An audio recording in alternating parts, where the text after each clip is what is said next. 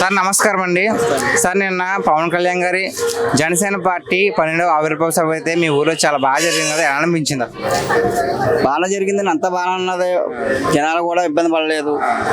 పరిపాలన బాగా ఉన్నది. ఇక్కడ ఊళ్ళో కూడా సమస్య పెద్ద ఏమి లేవు. ఎవరికి లోటుబాటు లేకుండా బాగా ఉన్నది.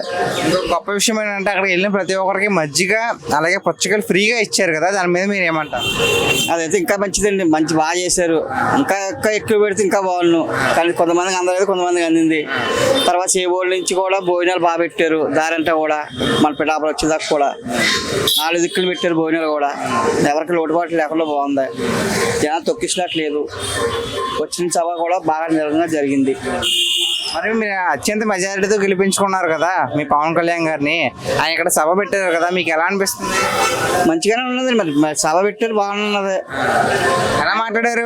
ఇలా కొద్దిగా బాగా మాట్లాడారు. తర్వాత ఏంటంటే ఇక్కడ ఉండటం మంచిది. మరి ఎమ్మెల్యే కింద ఉన్నారు కానీ ఇప్పుడు డిప్యూటీ సీఎం గారు ఉన్నారు కాబట్టి ఇక్కడ రానికి అవకాశం అవుతలేదు. ఆయన వచ్చి ఇబ్బంది పడిపోతున్నారు.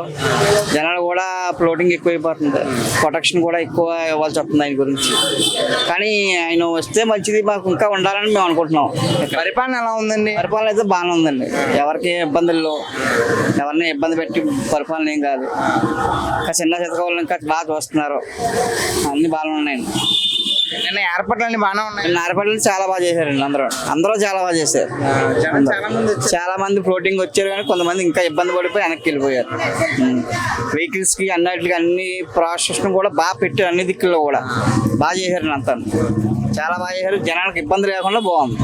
థ్యాంక్స్ అండి.